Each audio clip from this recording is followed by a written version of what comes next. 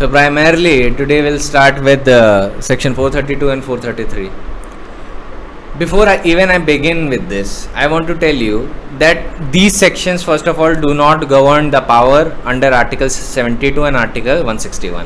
What is Article 72? That is the clemency powers of the President, and what is Article 161? That is clemency power of the Governor.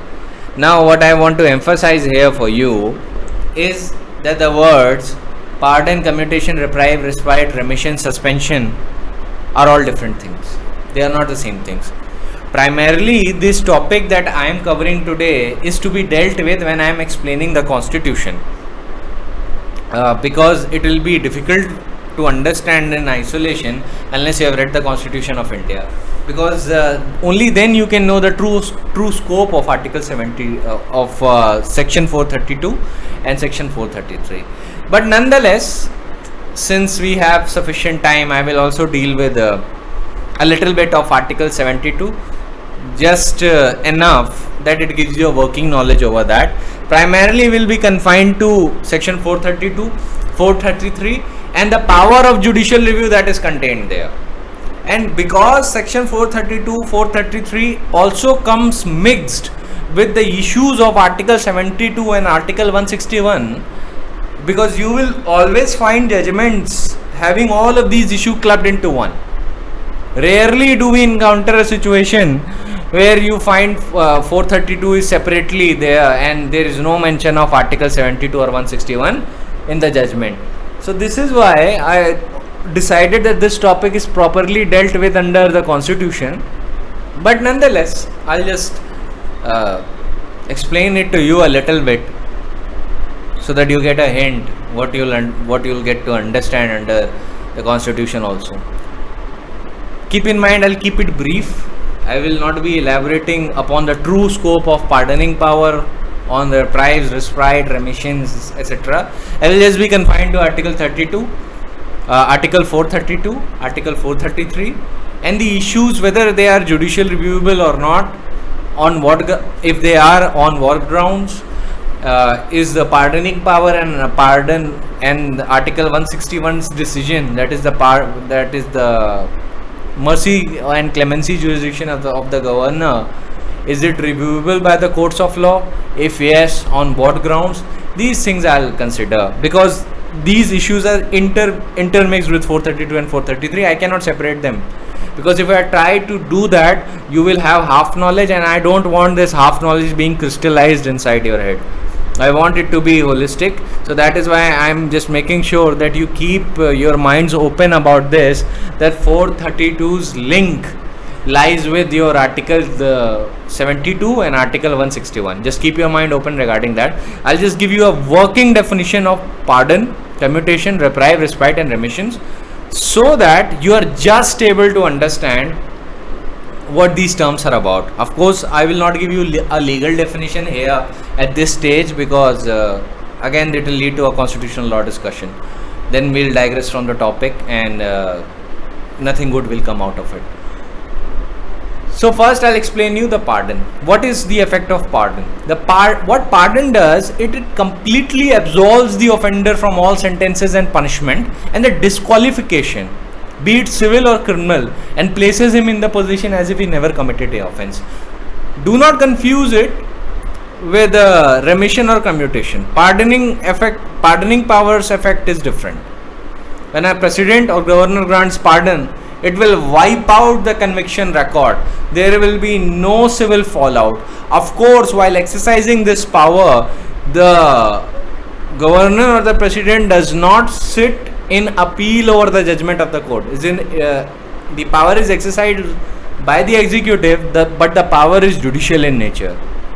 Alright, but in exercising these powers, the president or the governor does not sit in appeal over the judgment of the court.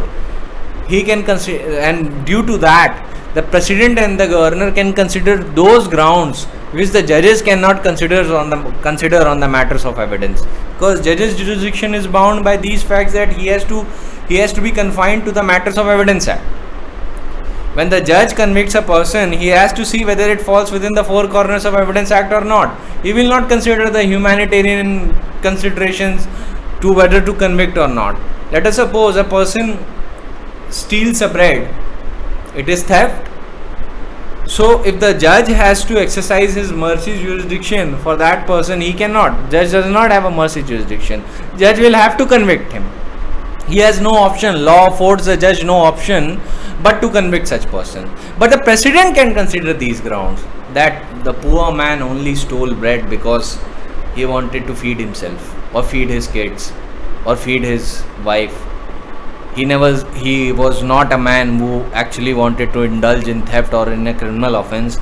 He was committing these offenses only because he was hit by an absolute pang of hunger. So these considerations can lie with the president and governor, and he can grant pardon. The effect of pardon will be that not only there will be no criminal record, there will not also be civil fallouts of the conviction which are there when a court records an order of conviction, and such civil fallouts can only be wiped out if either the court set aside such judgment in an appeal, such judgment of conviction in an appeal, or if the president or governor exercises its mercy jurisdiction of pardon. Then second is commutation.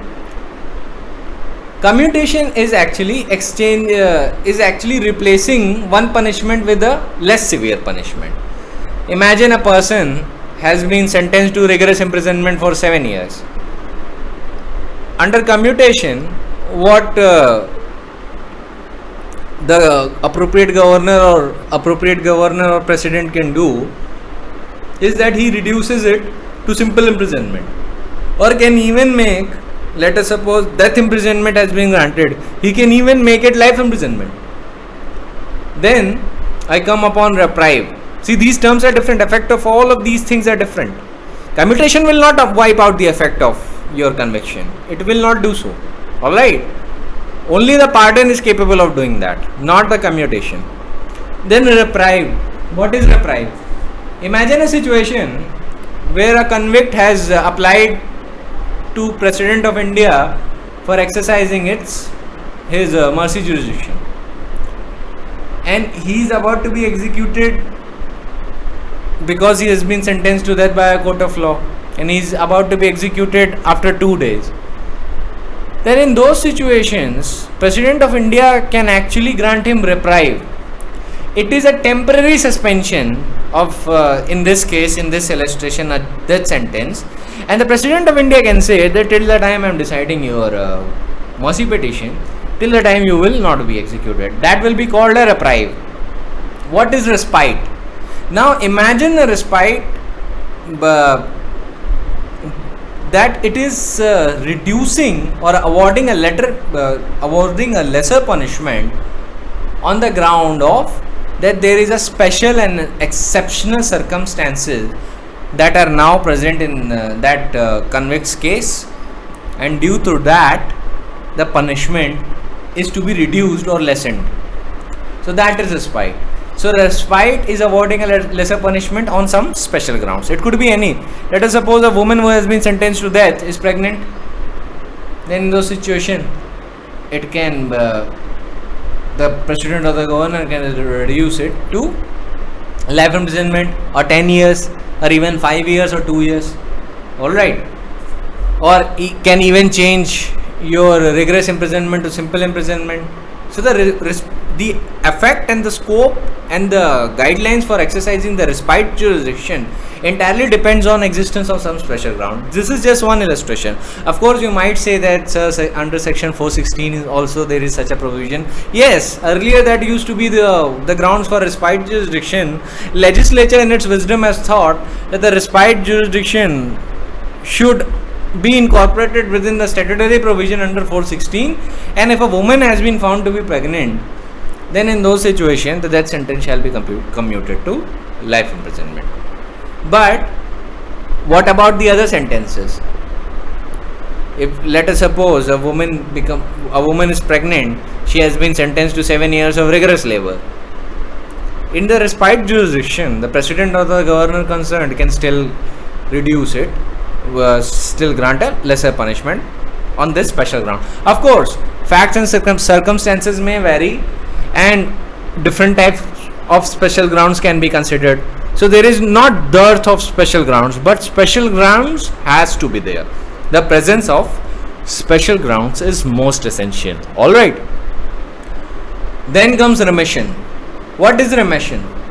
Remission is actually reducing the amount of sentence without changing its character. So imagine a person has been sentenced to 10 years of rigorous imprisonment. Alright. So when a remission is granted, the 10 years can be made 7 years, or 7 years can be made 5 years, etc. This can be done. Alright. So these powers are totally different in scope, and they are different in nature. What is suspension? Suspension is a temporary stay, alright, of a judicial sentence that can also be granted. That is suspension.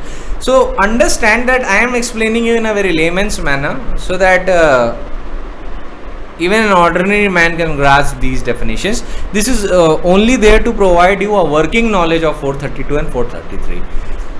Again, I'll reiterate.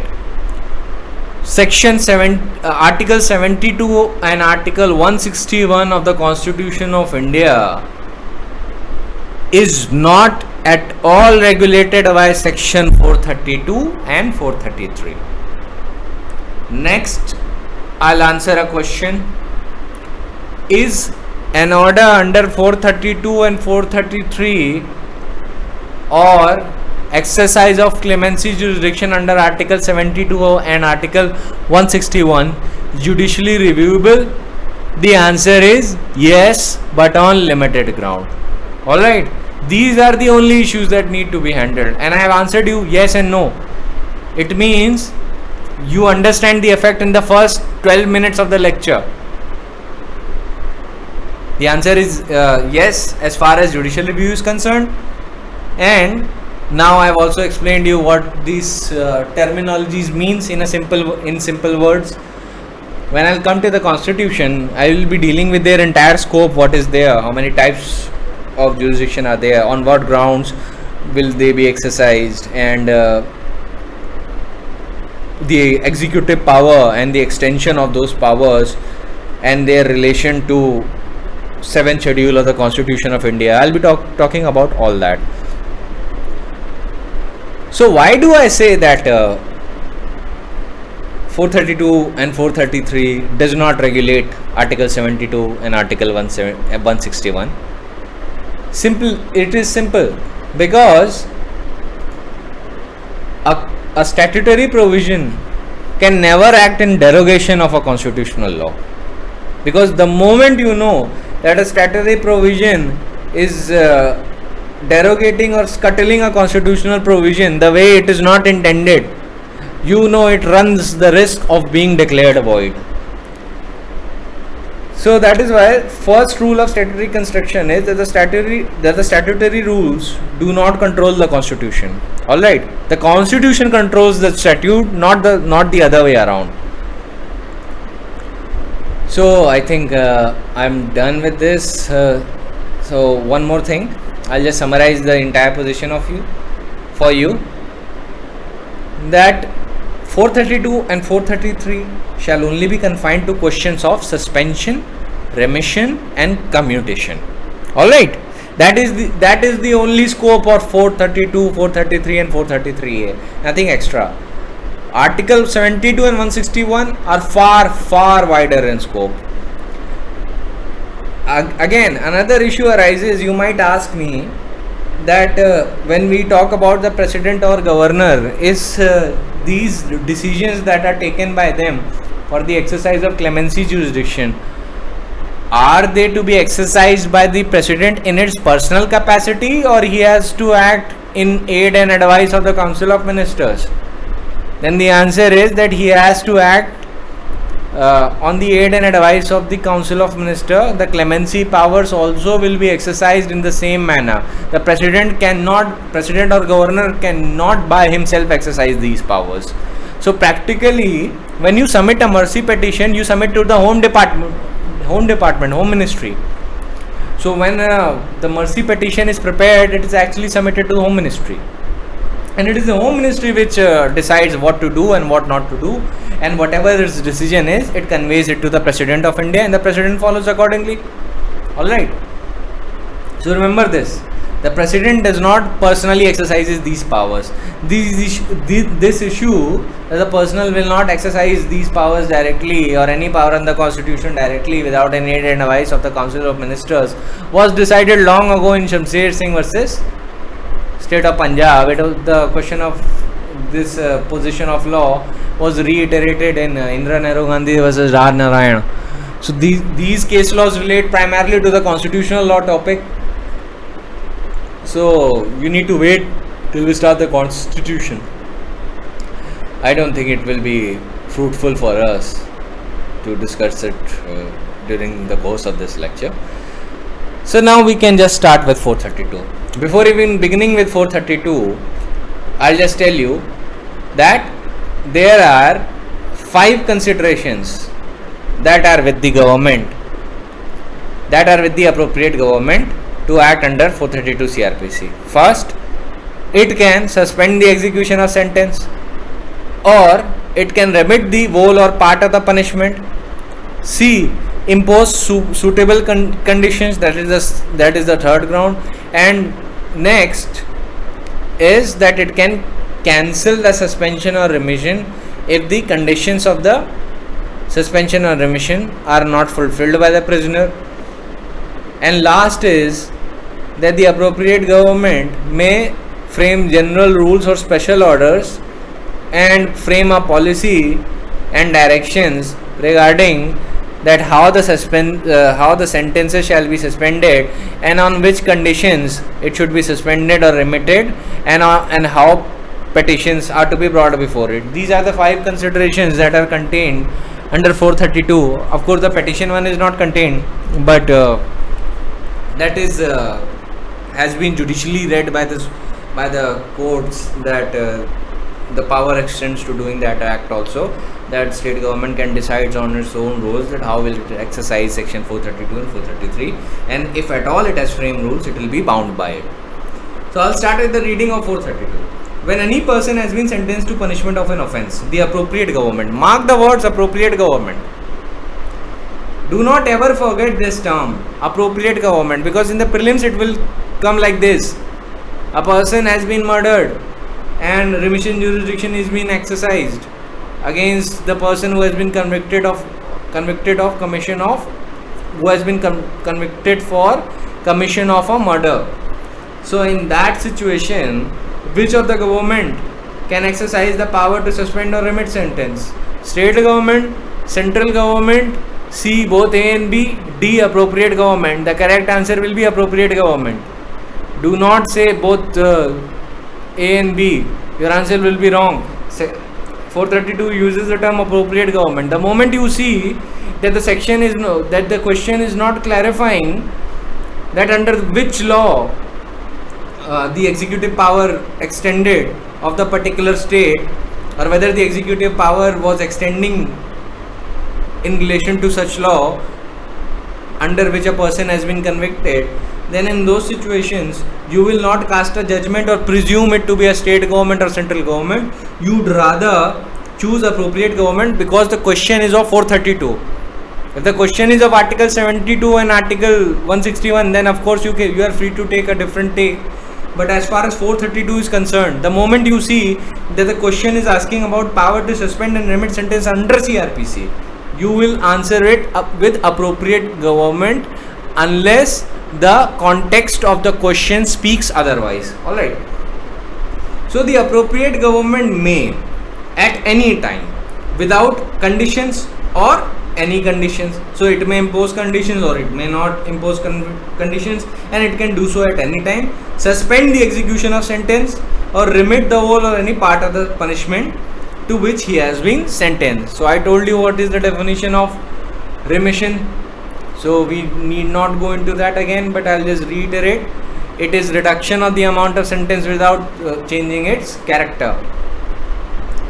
Next, whenever an application is made to the appropriate government for suspension or remission, the appropriate government may require presiding judge of the court before which or by which the conviction was had or confirmed to state his opinion as to whether the application should be granted or refused, together with the reasons for such opinion, and to forward with the statement of such opinion a certified copy of the record of the trial or such record as exists. So basically what the appropriate government will do is, before actually granting suspension or remission, it may choose to first cast the presiding judge of the court or the trial judge who has convicted such a person, or it can even ask the court which confirmed the sentence as to whether it is a fit case to grant suspension or remission or not,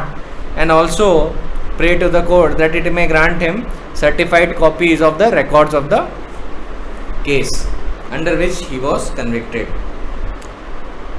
the prisoner. Now I come to subsection 3. If any condition on which a sentence has been suspended or remitted is in the opinion of the appropriate government not fulfilled,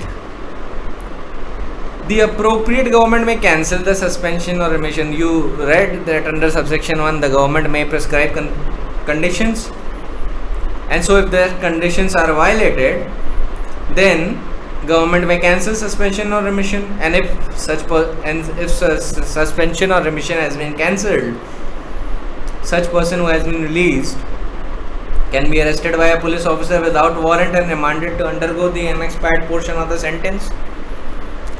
This is also an instance where a police officer may arrest without warrant.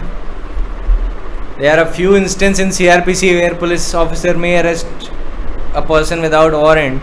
That is under section 41, under section 151, under section 432, your subclause 3, and there is one more section, that is section 123 subsection 6, where a conditional order of release has been given in the case of person who has been asked to execute a bond for good behavior, and he has violated those conditions. Then again in those situations also he may be arrested. So these are the only instances where a person may be arrested without warrant, alright, under the CRPC by a police officer.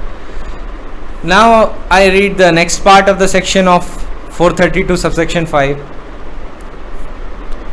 Subsection 4. The condition on which a sentence is suspended or remitted under this section may be the one to be fulfilled by the person in whose favor the sentence is suspended or remitted, or the one independent of his will.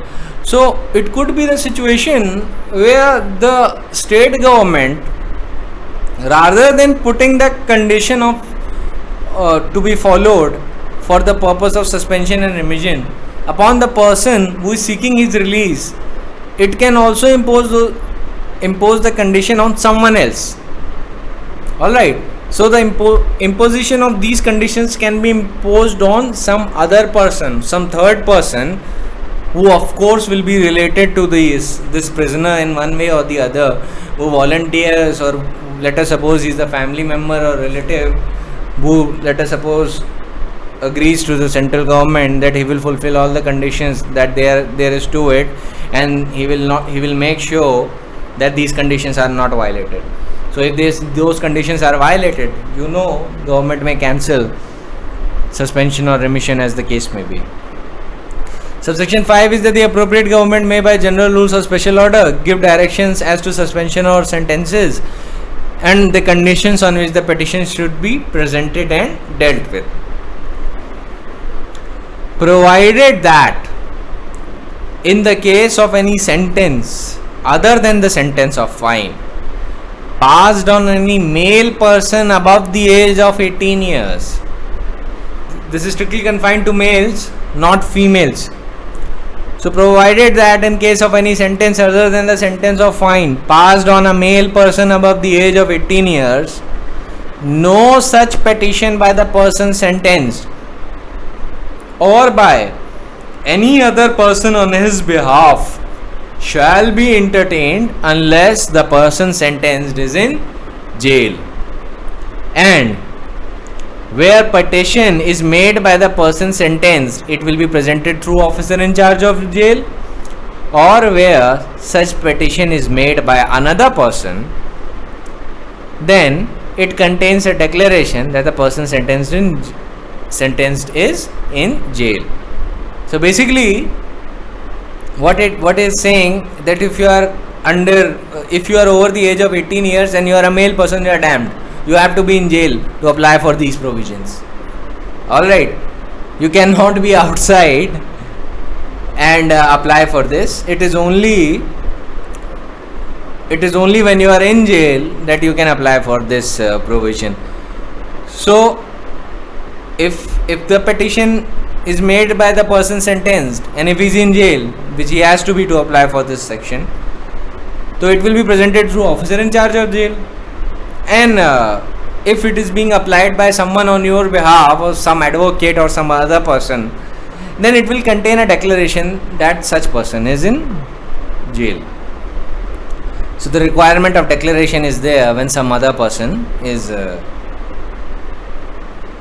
making the petition under section 432 on the behalf of the prisoner.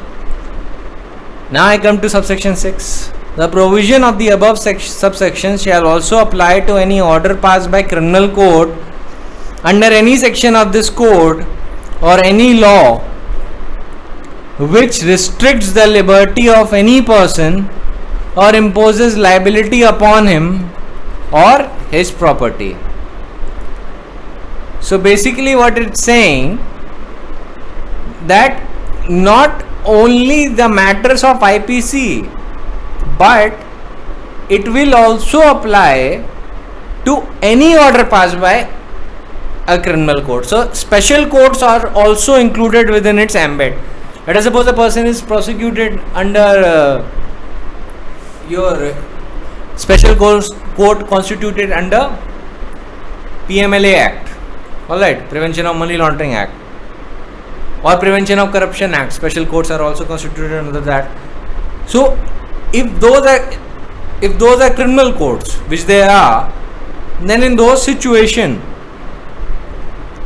the appropriate government concerned can exercise the power under 432 in those situations also, no matter that it doesn't relate to the general offences, it may relate to a matter of special statute also. That is a very clarificatory explanation, that in other words, it is not intended by the legislature that the power to grant remission or suspend the sentence should be restrained in any manner where the liberty of any person is restricted or a liability upon him is imposed under the law. The liability could be upon him personally, that is by incarceration in jail, or liability could be on his property as well. So understand the effect of subsection 6. It only means that this power can be exercised in all those matters which, even though are not regulated by general laws, it could be the matters under special statute, but still CRPC is saying that you may exercise this provision under, even though the conviction has been had under those special statutes also. Alright. So that is the only scope of this subsection. Now it talks about the expression appropriate government.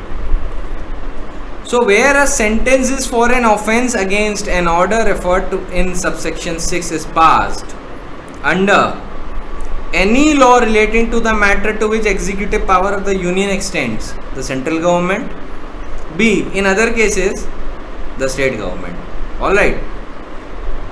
And properly the state within which the offender is sentenced or the said order is passed. So what do you understand by the expression that any law relating to the matter to which the executive power of the union extends?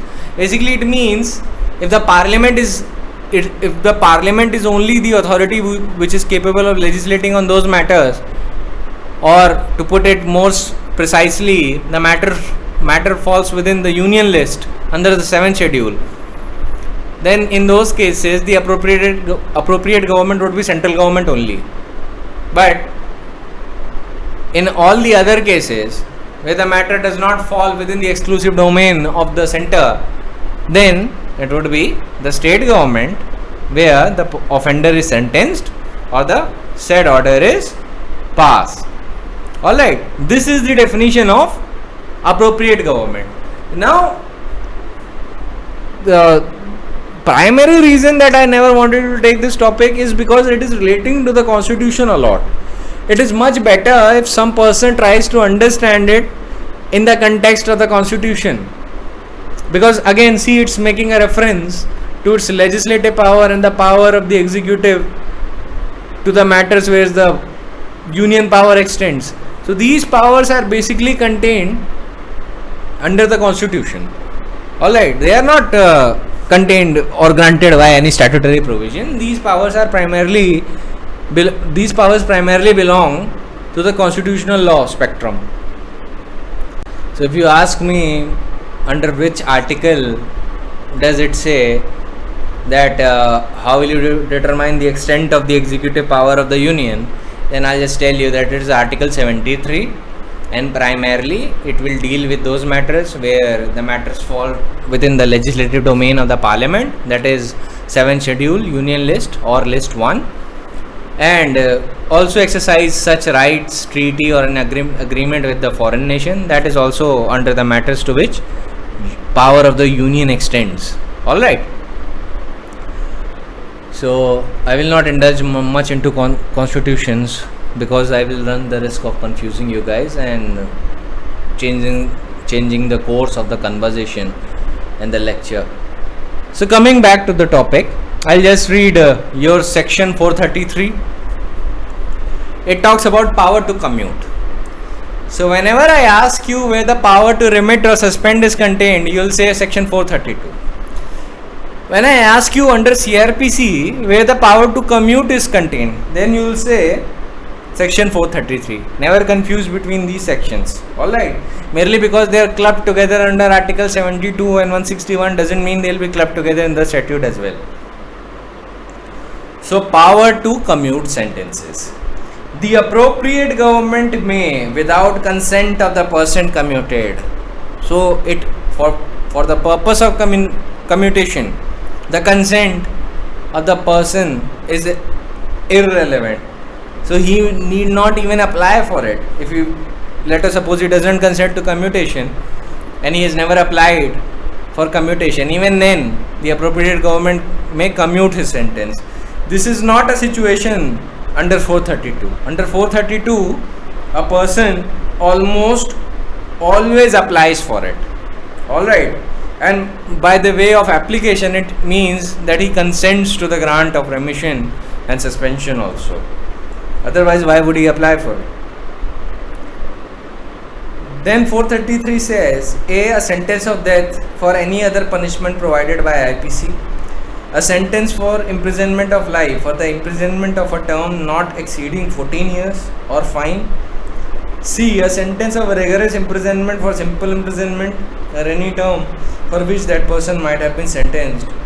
Or D. A sentence of simple imprisonment for a fine. So it can actually change that nature. It can change death penalty to some other penalty under the IPC. It can change imprisonment of life or imprisonment for a period of 14 years, or for fine also, or for just fine also. Or it may change rigorous imprisonment into simple imprisonment, or it may change simple imprisonment into fine. So these are the means available to the appropriate government under commutation. Alright. Now I'll deal with 433A.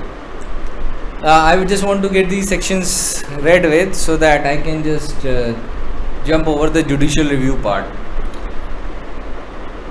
433A says restriction on the powers of remission or commutation in certain cases.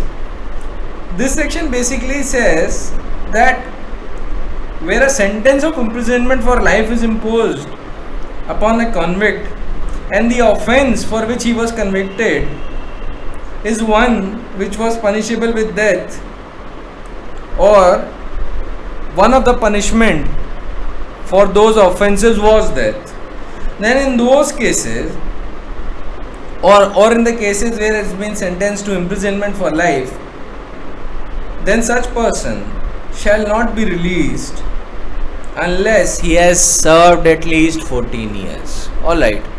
So the 14 limit barrier has been put for the exercise of the commutation or remission powers. Why? Because in these severe offences, generally these clemency jurisdiction should not be exercised. Otherwise, it will lead to breakdown of rule of law. Now, I want to tell you one thing. Never at all confuse life imprisonment with a period of a limited term. Life imprisonment means life imprisonment. Alright. Life imprisonment doesn't mean a period of 14 years or a period of 20 years. Life imprisonment means throughout life. That is it. So basically, this doubt, I think I'll clear this doubt in when I'll take up the topic of IPC. But I'm just telling you straightforward. This is the answer. Life imprisonment means life imprisonment. These 14 years and 20 years that you read in the prison rules, where the person is entitled for remission or for your suspension or for your reprieves, respites or commutation, etc. These are only the modes which are available with the government, which are available with the certain authorities designated under those special rules and acts and the constitution. These modes are not at all available with the accused. He may at best apply for it. These provisions does not give him an indefeasible right. Alright, if the life imprisonment was actually construed to be a period of 14 or 20 years, then at the expiry of 20 years, the accused will get an indefeasible right and he has to be released. But the answer is that life imprisonment generally means life imprisonment only. And what happens is that state gets an option that after expiry of these many years, if the conduct of the convict is good, because the primary object of law is to rehabilitate the person also, and especially in the cases where the crime is majorly technical in nature, or even though the offense committed was grave but the accused has reformed himself completely, then in those situations the state gets an option looking at other aspects also, special aspects also, that yes, he has been continuously doing good work for the past 20 years or 14 years as the case may be, and I think as state government that no further purpose would be served by keeping him in incarceration, so I must release him. So that option actually is available with the state government, but nothing in this section will give the accused, will give the convict an indefeasible right. Alright, so always remember, life imprisonment generally means life imprisonment. That is totally other manner of conversation, that he may be entitled to remission, commutation or so many other remedies available under prison rules or under CRPC or even under the constitution. That is a different topic. But when the question is asked, is the life term is of limited period or life term means life term, then the answer is life term means throughout the course of the natural life of the person who has been convicted. That what life imprisonment means. Alright. Primarily I'll give you so many case laws regarding that, but I do not know that this is an all pervading myth. I don't know why, but almost everyone will come and say, I think I know life imprisonment means sentence for 20 years or 14 years. I'm like, no, you know wrong. Even lawyers have this myth with them. That is a totally different argument to say that the commutation, that he may be entitled to commutation, he may be entitled to remission after the expiry of 20 or 14 years. But to say that life imprisonment itself means 20 or 14 years, that is a totally different argument, because what the person who is putting this argument that the life imprisonment is actually for 20 or 14 years is actually confusing himself between the two powers. first, that after the expiry of the sentence, that whatever that has been granted to a person, and when it's over, the accused, the convict will get an indefeasible right to be released. Alright, if at all the term is for a smaller period. Let us suppose the term is for 7 years. So of course these powers can be exercised before 7 years also, but if after 7 years the convict is not released, then such convict will get an indefeasible right to be released from incarceration. He may apply to the court, and court will order the state authorities and even grant him compensation. That why is he in jail when he has completed his sentence. So always remember that in those situations, the situation is totally different. After the expiry of conviction, the accused gets an indefeasible right. That is why you cannot put the same argument of a limited period of a life imprisonment term on the accused, on the convict. Why? Because if you make that argument, it means that notwithstanding remission or commutation, if the life imprisonment is a period of 20 or 14 years, then the accused will have to be released, no matter if the commutation or remission is not exercised. But that is not at all the case. What happens is that after the expiry of 14 or 20 years, as the case may be, because prisons rule differ, in those situations the state has the option that, now looking at the track record of such person who has been incarcerated for such a long duration, and even though for a grave offense, if by looking at the track record and at the record of the case, the nature of the conviction, the state government believes that the prisoner has been reformed completely, then in those situations it has the option to exercise commutation or remission powers. By no stretch of imagination this will give the power to the convict to exercise his rights to acquire an indefeasible right after the expiry of 14 or 20 years, as the case may be, and say that even though I have been sentenced for life imprisonment, I have to be released because life imprisonment is for a limited period of time. Alright, so never confuse these things. Now I'll just move forward. So remember, under section 433A, 14 years is the period which you should mark, because that is often asked.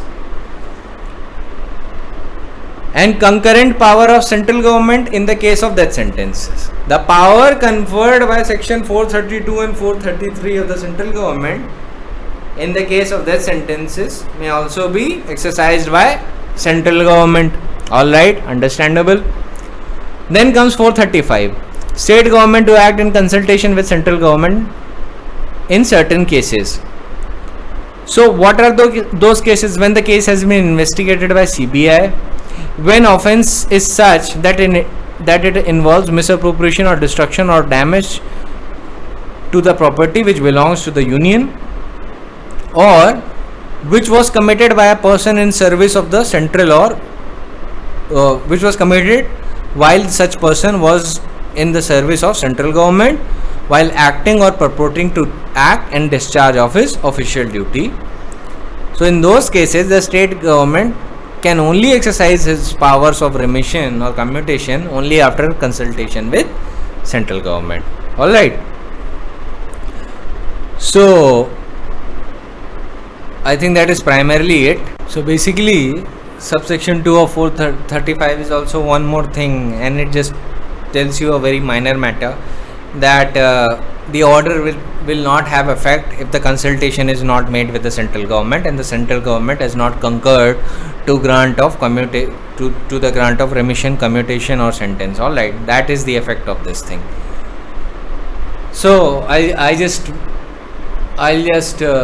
start with your case laws that are under these provisions.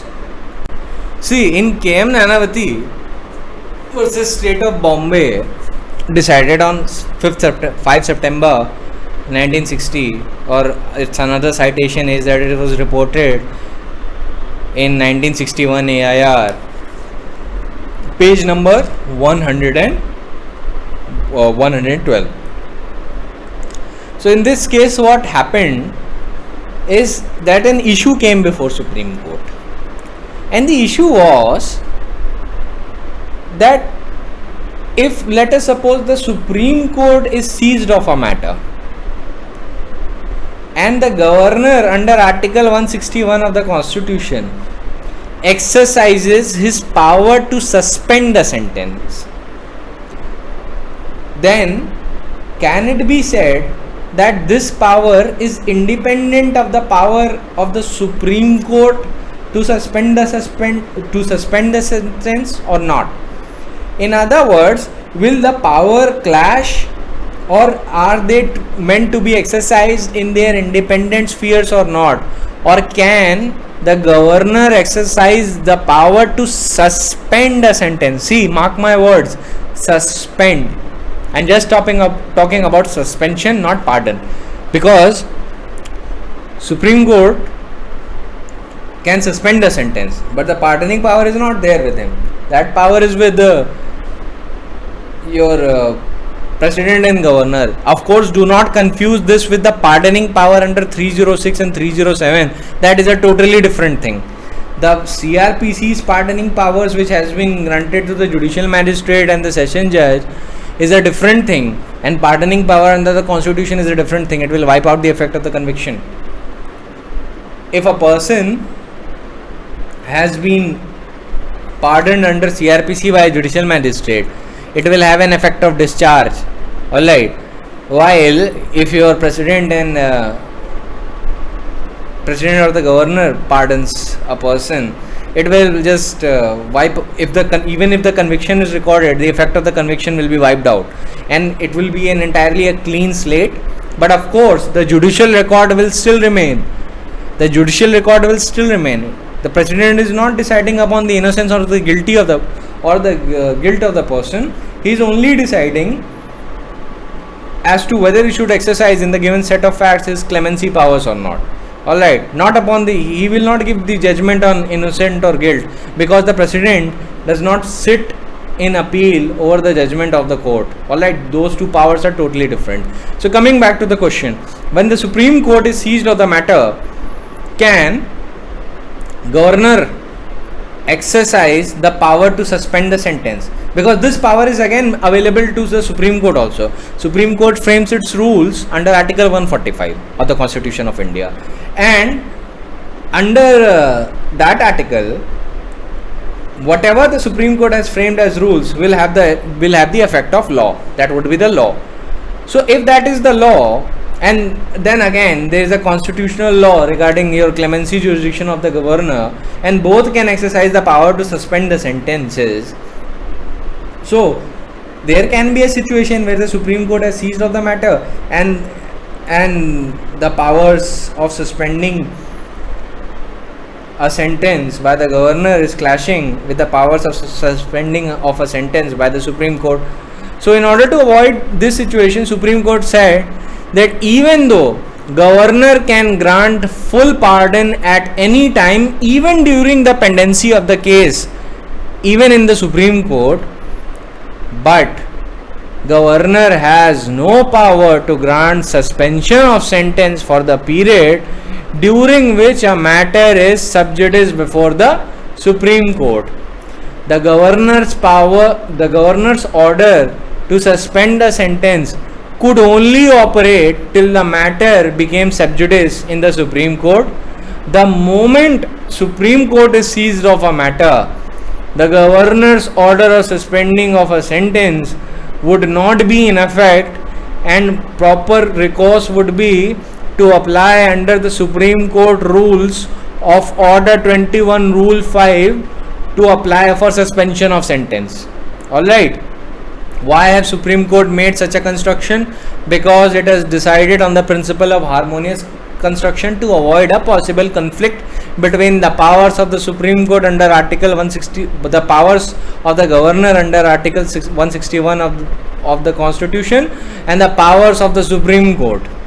under article 142 read with your article 145, 144. Alright, it is only there to avoid a conflict. Both powers have their own fields, and while the matter is before the Supreme Court, it will only be the Supreme Court who may suspend the sentence, not the governor. Alright, of course the governor can pardon it, but what he cannot do when the matter is sub judice before the Supreme Court, that he can suspend the sentence. If you want to suspend the sentence, apply under Supreme Court rules under order 21 rule 5. Alright, let us suppose if before the matter has reached the Supreme Court, the governor granted a suspension order, which happened in this case, suspension of sentence order. Then what will happen is that the moment the Supreme Court has decided to hear the matter and the matter became sub judice, then such person would have to apply to the Supreme Court for the suspension of sentence, because the governor's order will then not be in effect the moment the Supreme Court has seized the matter. Alright. Then is the power of pardon under article 72 and 161 can be exercised alone by the president or the governor in their individual capacity, or do they have to take the aid and advice of the Council of Ministers?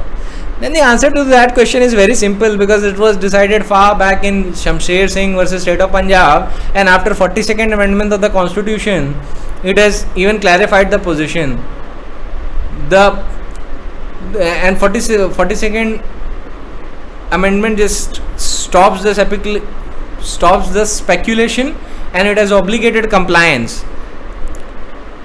President and governor are to act on the aid and advice of the Council of Ministers. Governor, of course, have a larger discretion in some matters, but not in this matter. Not on the matter of granting your pardon and etc., whatever the powers are there under 161 of the Constitution. Why? Because they are symbolic heads.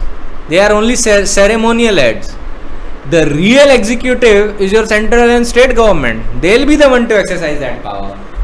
Alright. In fact, if you read the case of this is the matter of constitutional law, but I'll tell you in the nutshell. The Shamsher Singh versus State of Punjab categorically held that the discretion and the satisfaction of the President of India is not his personal satisfaction. It is the satisfaction of the Council of Ministers. And whenever they laid an advice to the President has to act in accordance with that aid and advice. Alright. And because Parliament wanted to just make sure that in the future Supreme Court doesn't change his mind and reverses this position, what the Parliament did, that it crystallized the law of Shamsher Singh into the Constitution by the way of 42nd Amendment of the Constitution. So there the President has to act in the aid and advice by the aid and advice of the Council of Ministers, and it is binding on him.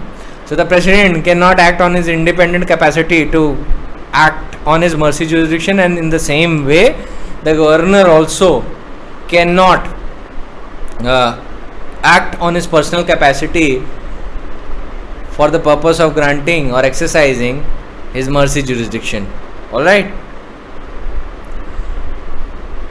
Of course, do not confuse it with that situation where the governor does have some independent powers, which in a given situations he need not act in the aid and advice of his Council of Ministers in the state, or there is one or two rare situations where the President may decide some things himself as to whether the Prime Minister is enjoying the majority in the House or not, etc., where no confidence motion has been passed. So those situations are exceptional. Those are one or two situations.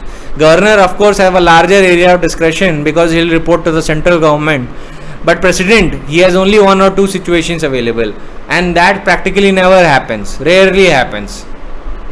So primarily when we talk about the powers of President and Governor, we are actually in reality talking about the powers of central and state government. But of course, in judicial exams you will use the terminology of President and Governor only. Do not just write it is central and state government, because they are very particular about these words. Yes, you can always explain that the president is symbolic head, and actuality the satisfaction and the reason for exercising mercy jurisdiction under the constitution is not the personal satisfaction of the president or the governor concerned, it is the satisfaction of the council of ministers. Alright, who will aid and advise the governor or the president, as the case may be, to act in one way or the other. So, the question comes that can a judicial review be done when a person has been granted a pardon, or let us suppose his sentence has been commuted or remitted or suspended? Is the judicial review of such things possible? Then Supreme Court answered this question categorically in Maruram versus Union of India, and said that the powers in the constitution and the powers of the statute are to be exercised intelligibly, not arbitrarily. They cannot be exercised capriciously. There has to be an intelligent reason for the exercise of such powers. So, it is a fair exercise. The constitution does not envisages the abuses of power, neither does the statute. So, political vendetta, party favoritism, malafide, the grounds of malafide are the relevant grounds where the exercise of the power of pardon or the commutation or remission, etc., would be vitiated by the way of judicial review.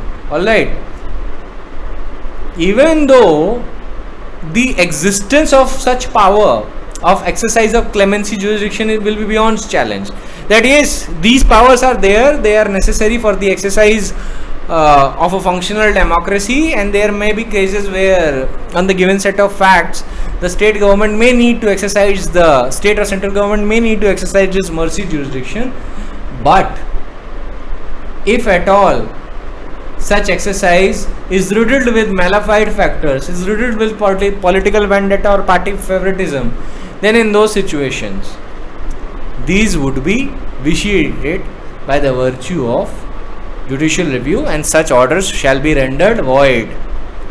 Alright. And Maruram is also an authority because 433A was challenged, and it was said that 433A is in violation of Article 20, because what it's saying that it was constitutionally challenged, 433A of the CRPC.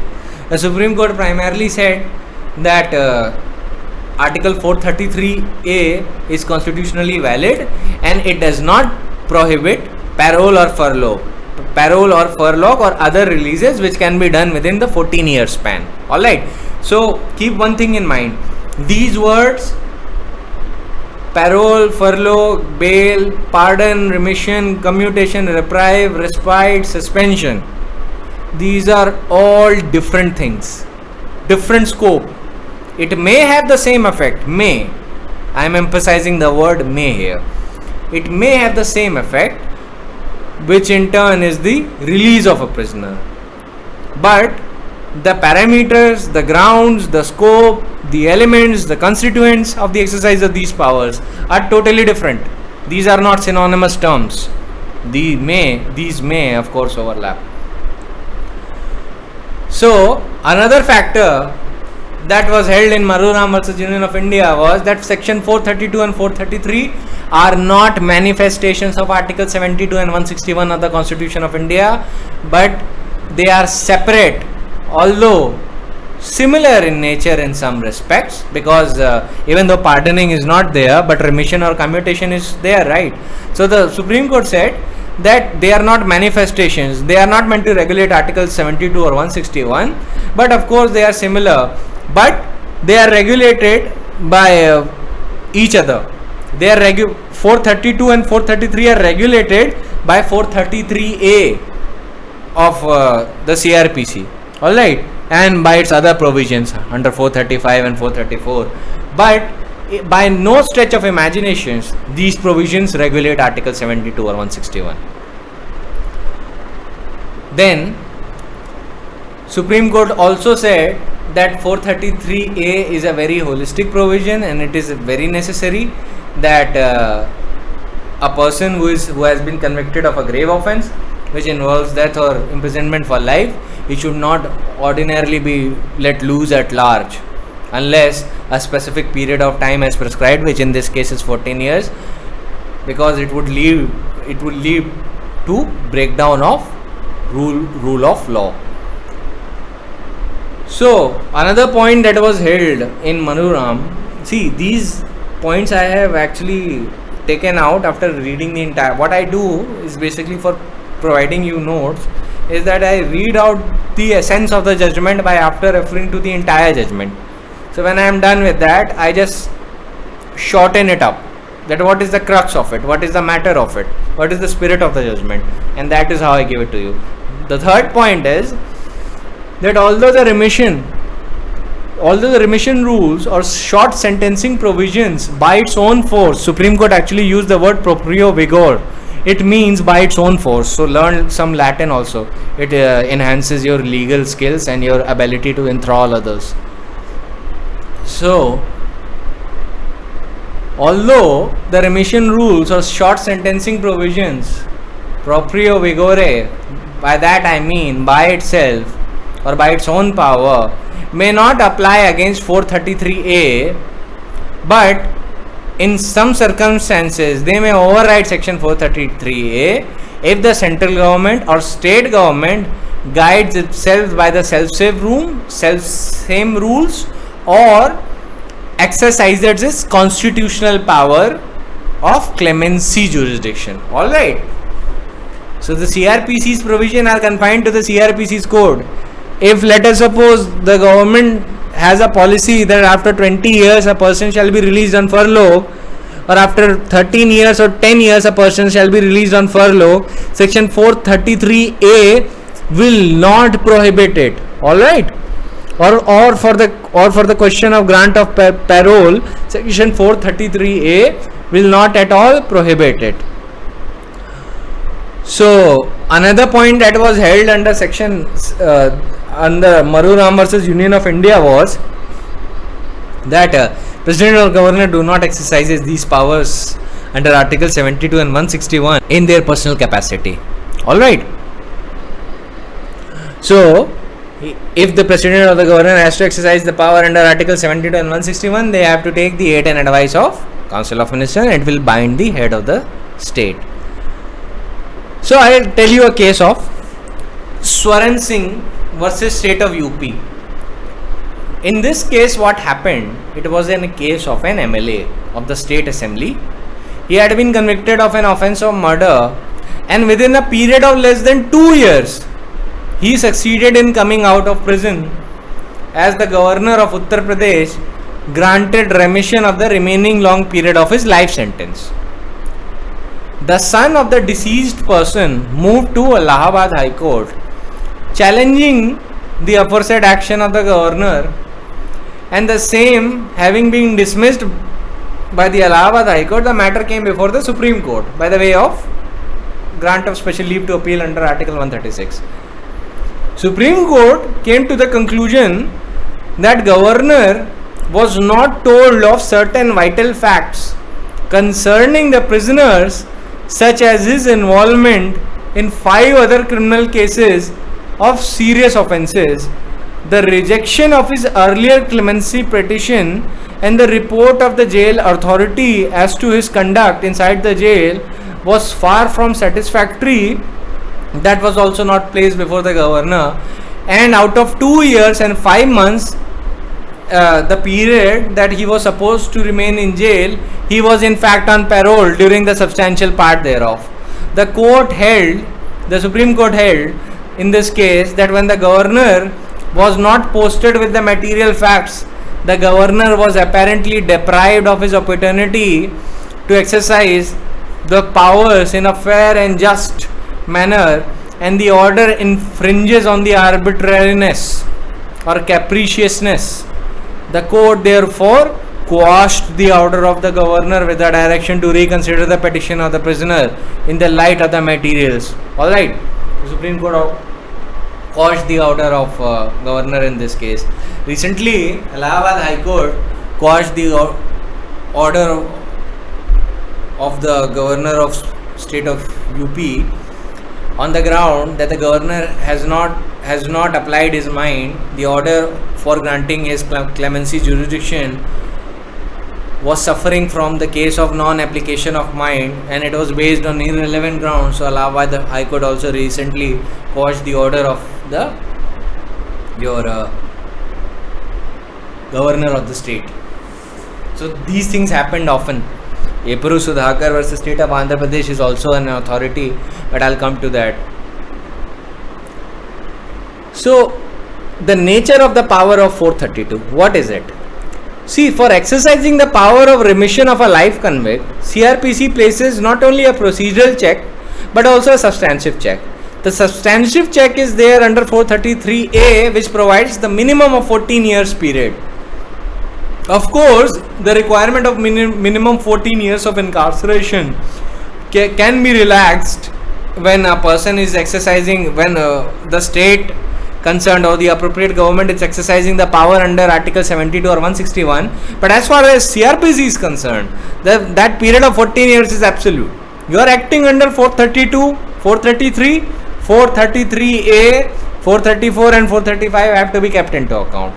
And if the person is sentenced to death or imprisonment for life, the state government cannot bypass 433A and say that even though 14 years has not been expired, I can still grant him commutation. The answer, commutation or revision or suspension, the answer is no. So, remission can be granted under section 432 of the CRPC in the case of a definite term of the sentence. The power under this section is only for granting additional remission, that is for a period over and above the remission granted and awarded to a convict under jail manual or other statutory rules. So these provisions are in addition to the rules of remission that are provided under jail manual or other statutory rules. Alright, if the term of sentence is indefinite, as in the case of life imprisonment, the power under section 432 of the CRPC can certainly be exercised, but not on the basis that the life imprisonment is an arbitrary or notional figure of 20 years of imprisonment. Alright.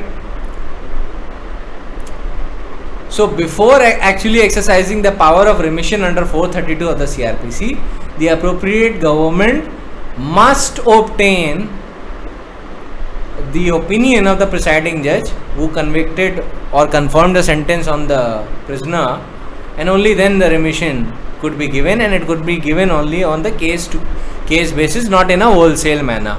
Alright, I have said so many things, but on what basis? The judgment is of Sangeet versus State of Haryana. It was decided on 20th November 2012. Alright, everything that I speak is based on the Supreme Court judgment. In Ashok Kumar versus Union of India, it was held that a prisoner is not entitled to release under the remission rules unless his sentence is remitted under section 432, which is subject to a limitation under 433A of CRPC. However, it was held that section 433A restricts the exercise of power of 432 and 433, but these provisions are subject to the overriding powers under Article 72 and 161 of the Constitution. See, in every case the Supreme Court is explaining that. Why is Supreme Court explaining that again and again? It wants to hone in the point that statutory provisions are not regulating the constitutional law. Alright. Then, the matter has again been clarified in one more case, that is the state of Madhya Pradesh versus Ratan Singh. Now this case that I am telling you, it relates to the imprisonment for life thing that I just told you. Imprisonment for life means sentence for entire life. It has been categorically held by the state of Madhya Pradesh versus Ratan Singh. And after the expiry of, let us suppose, an arbitrary number of 20 or 14 years, the sentence does not expire automatically, because the rules framed under various jail manuals or prison act cannot supersede the statutory provisions of IPC, which are the matter of substantive law. And you know, procedural law cannot act in derogation of a substantive law. That is another statutory rule of construction. So the procedural law is not to be interpreted in a manner that it overrides or destroys the substantive law also.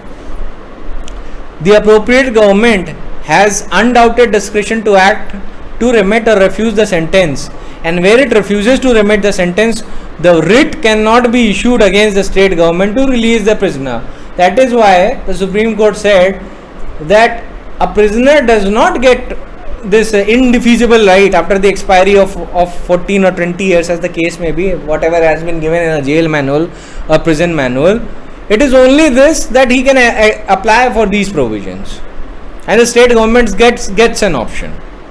Alright, this in no way expires the sentence automatically.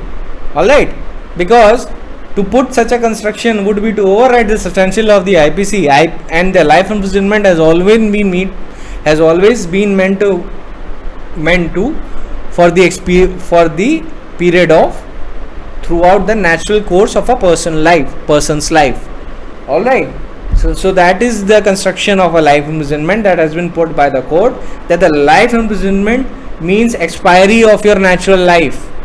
It doesn't mean that some arbitrary number is there, 14 or 20. Of course, if you want to calculate the fractions of life imprisonment, a part of it, let us suppose an offense has been attempted, and the offense is punishable with life imprisonment. Then in the case of attempt, you know that ordinarily you have to give the half of it. So how would you calculate the fraction of life imprisonment? How would you calculate that how much period of sentence can be given if the offense attempted is relating to life imprisonment and the IPC has not prescribed a separate punishment for that?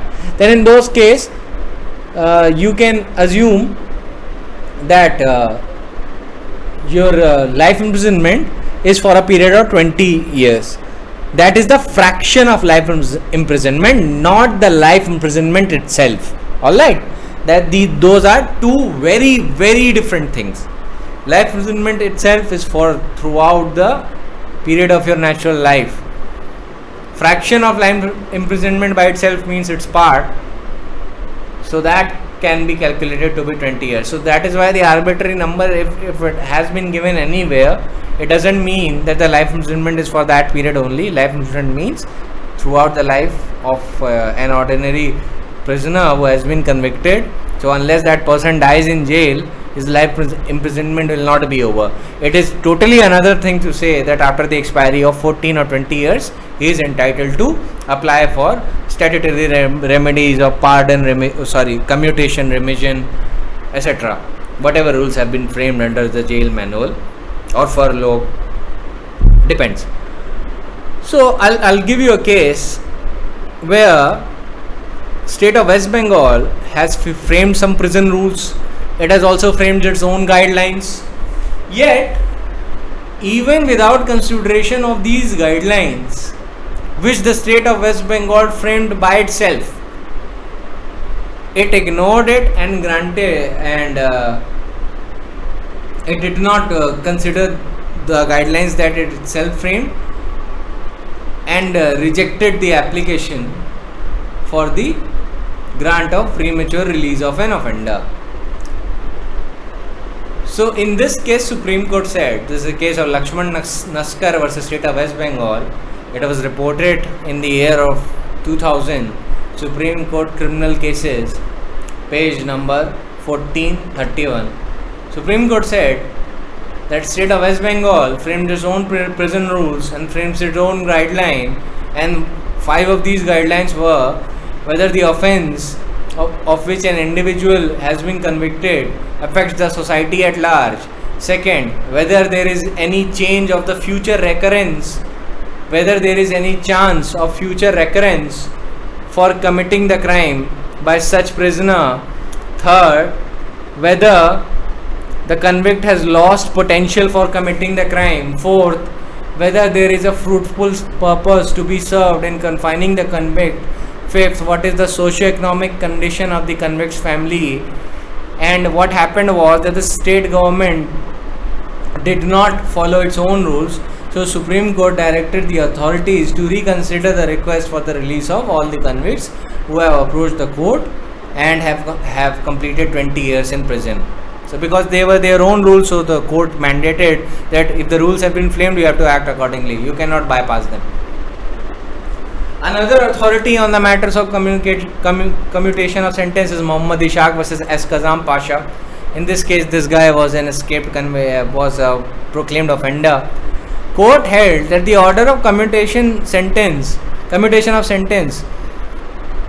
which was passed was without any application of mind and was liable to be set aside due to the fact that the accused show utter disregard of the rule of law by evading arrest and taking up unsubstantiated pleas of suffering from multiple ailments which was found to be without merit.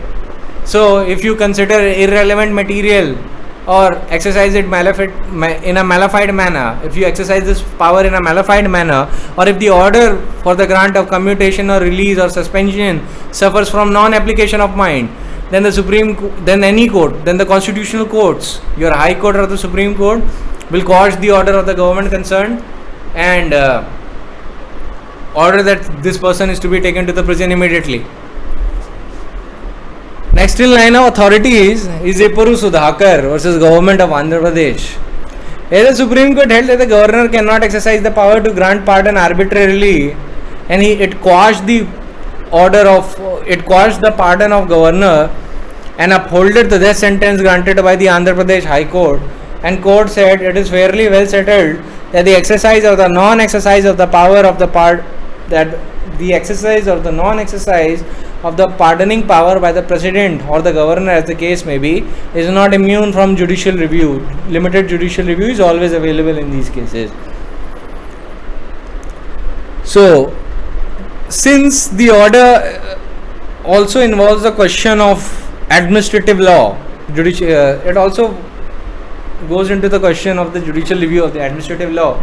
I'll just tell you what are the parameters that is to be considered while court is reviewing the order of the president or the governor under Article 72 or 161. Of course, if the courts can review such a wide power, it can review, of course, the minor powers under 432 or 433A, 432 or 433 of the CRPC. So these are the 5 parameters that are to be considered.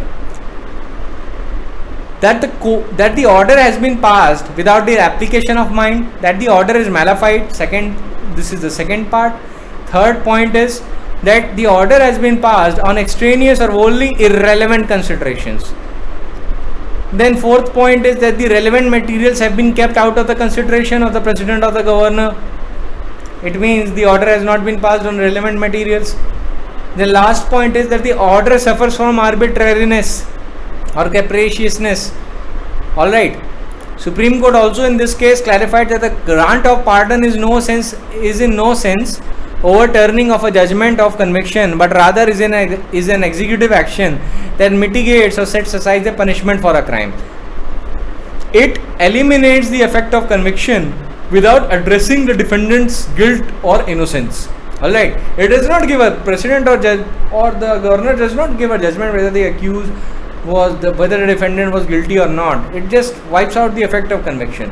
The controlling factor in determining whether the exercise of prerogative power is subject to judicial review is not its source but its subject matter. So, always judicial review of pardoning power, and of course by extension 432 and 433 is always available. How are the principles of administrative law relevant? I'll just tell you, whenever the court is reviewing the matters relating to the executive authority or quasi-judicial authorities, the court primarily finds these matters relevant. Whether the decision-making authority has exceeded its power, whether decision-making authority has committed an error of law, whether it has committed a breach of the rule of natural justice, whether the decision which has been reached by such authority is such that no reasonable tribunal or a person could have reached it, or whether the authority has abused its powers. These are the consideration when the court is reviewing administrative authorities, executive authorities. So what the court does is that the court is primarily confined to see as to whether there has been an infirmity in the decision making process. Alright, the court is only to see whether the decision making process is valid or not the ultimate decision. It is not concerned with the ultimate decision. It is primarily concerned when the pardoning power is exercised during the exercise of judicial review, whether the decision making process is valid or not. So it is like saying, if the tree is the decision making process, the decision itself is the fruit, the effect of it. Alright. So the court is concerned with the tree, not at all with the fruit. Alright. Then one more thing that I must tell you. It was written in Professor Wade's Administrative Law volume, page number 457, para 17. That the doctrine that the powers must be exercised reasonably has to be reconciled with the no less important doctrine that the court must also not usurp the discretion of the public authority which Parliament has appointed to take the decision. Alright, so there has to be a balance. That is why the court is primarily confined to the process of decision making. Within the bounds of legal reasonableness is the area in which the deciding authority has genuinely free discretion. If at all the authority crosses the bounds of legal reasonableness, then in those situations it would be acting ultra vires, that is outside the scope of its authority. The court therefore must resist the temptation to draw the bounds too tightly merely according to its own opinion, but it must also strive to apply an objective standard which leaves to the deciding authority the full range of choices which the legislature is presumed to have intended. Alright. So when any public authority has been granted a power, be it your president, parliament, executive heads, prime minister, anyone, it could be anyone, then there is a primary requirement that such person has to act fairly. And courts, when it's reviewing the decision of these authorities, primarily confined to the question whether failure of justice has happened or not, whether the decision making process, what I repeated about malafide, arbitrariness, whether the material which has been, whether the decision which has been given is based on any material or not, or it is based on no material, or if the order suffers from non-application of mind, etc., etc. These are things which are there. So coming back to the point of pardoning and your provision of 432, 433 and its judicial review, I'll summarize everything that is there. On the matters of judicial review, first, it has to be seen whether the order has been passed without the application of mind or not. If it has been passed without the application of mind, the order would be set aside, quashed, void. Second is that the order is malafide in nature or not. So malafide is a very huge ground. Stay tuned for our constitution to understand what is malafide. C, that the order has been passed on extraneous or wholly irrelevant consideration. Let us suppose the president has granted a pardon or commutation or remission of sentence merely because it was president's birthday, without even looking at the record of the person. That is an irrelevant consideration. Alright. Or let us suppose the president has granted remission of a sentence or commutation of a sentence on this ground that the person concerned is belonging to a particular community or a particular caste or belongs to a particular race. These are irrelevant considerations, will not be considered. Next, if let us suppose that the relevant consideration as regards to the conduct of the person in jail, regards to the record of the trial, regards as to gravity of the offences, regards as to possibility of the reform and other rules that has been framed by the government itself are kept out of considerations or are not considered, then also the order will not survive the judicial review. The decision will not survive the judicial review. And if the order suffers from arbitrariness, then of course Article 14 will come into the play, and arbitrariness has no place in the Constitution. It will be struck down again. Desirability of indicating reasons in the order granting pardon or remission should be there, and it should also be there that materials which are placed to show, if the materials are placed to show that certain relevant materials were not considered, or certain materials of extensive value were kept out of the invariable conclusions, of the president or the governor, and if it comes to the knowledge of government that the pardon has been obtained on the basis of manifest mistake or patent misrepresentation or fraud, then the same can be rescinded or cancelled.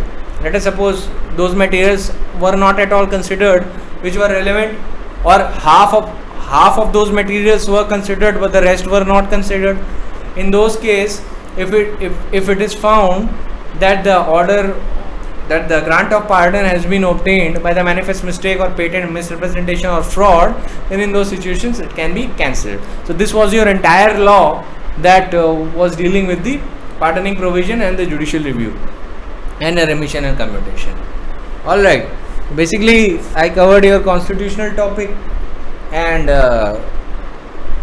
your topic under 433 in a small way, in a nutshell. 433, your as far as 433, 432, 433A, 5 and 6 are concerned, it is more than enough for the purpose of exam, more than enough. And also, if you want to practice and you want to get the orders of president and governors assailed, then you know on what grounds you can get them assailed. Of course, if you find that a dreaded criminal has escaped because he has been granted pardon, then in those situations you can have a copy that on what grounds the pardon was granted to such dreaded criminal, and then peruse those grounds and come to a conclusion that the order is malafide, then lodge a petition before the High Court concerned and argue your case. If you are able to convince the court and your case falls within the parameters of the law I just told you, then in those situations you will always succeed. Now I'll also tell you a few things, that pardoning power is not unique to our president. It has been granted to the President of the United States under Article 2nd of the Constitution of the United States. And even there in volume 67A of the Corpus Juris Secundum, para 21, it has been held that pardons can be held to be void where it appears that the pardoning power was exercised in a misinformed manner, or there was an intentional falsehood or suppression of truth. So in those situations also the USA has also summed up this situation, that is the law of the land, that it can also be held to be void. And Burdick versus United States also is an authority on the same point that I just mentioned, that it is not a private act of grace from an individual happening to possess that power. It is the part of the constitutional scheme.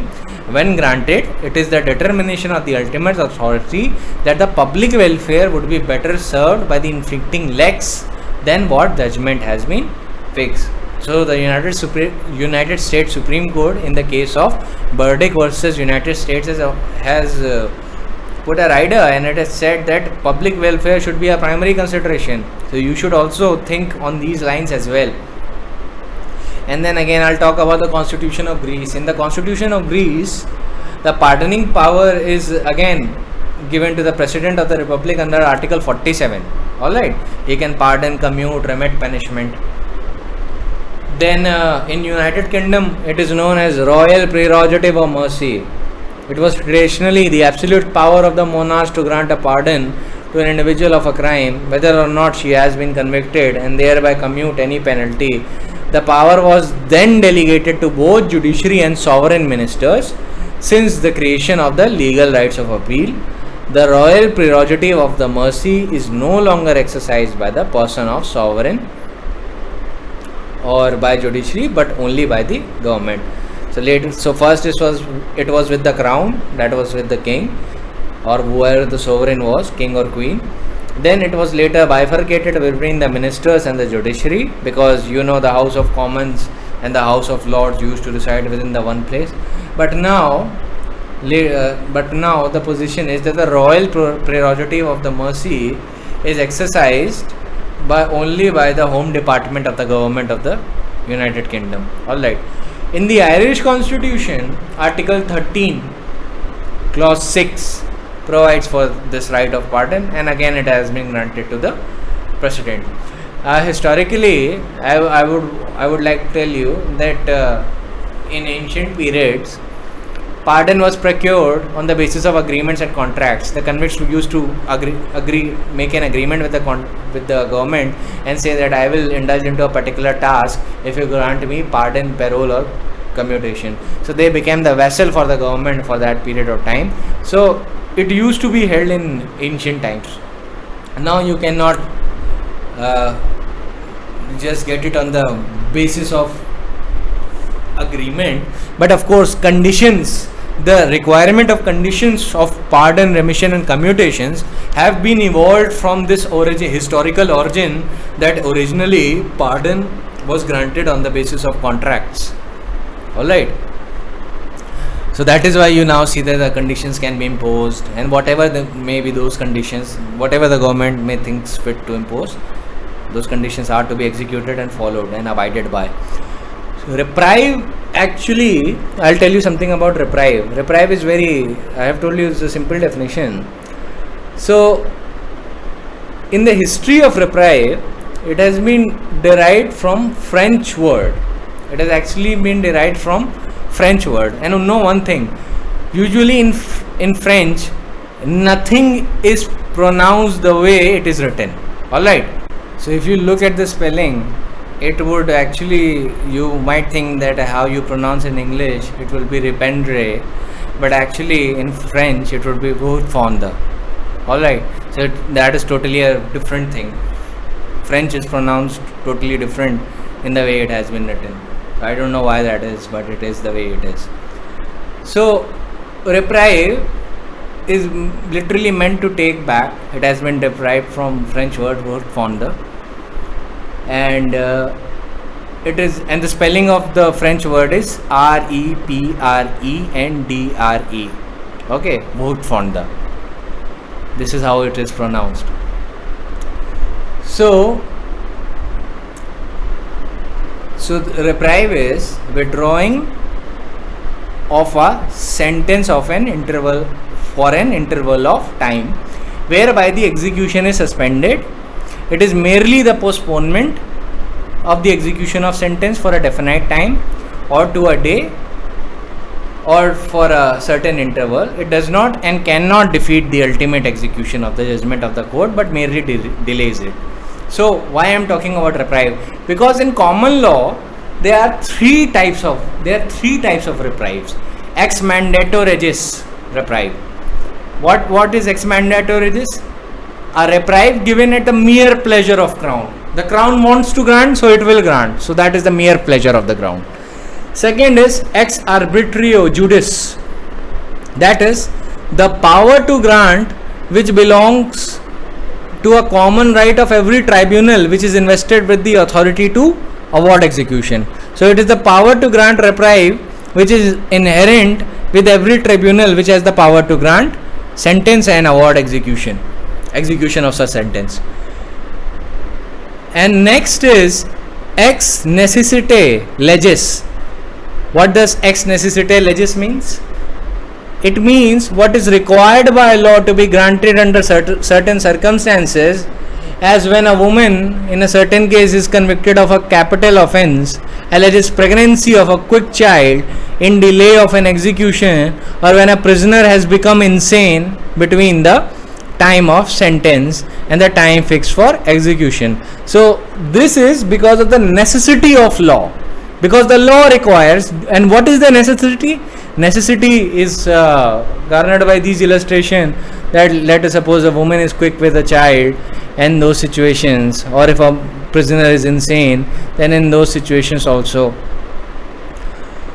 So I think that was primarily it as far as pardoning power was concerned, and your 432 and 433 was concerned. From the point of view of the exam, you just need to be aware about the sections, the terminologies, that the appropriate government term has been used, and what are the three things that are available under CRPC as regards to this: commutation, suspension and remission. Suspension and remission are under 432, commutation is under 433. So always be aware of that, and who will exercise it? Appropriate government. So these are the primary considerations that you need to keep in mind. And as far as judicial review is concerned, I have already completed it. So I don't think anything else is left as far as this topic is concerned. This is the final lecture of CRPC. Now primarily CRPC is done.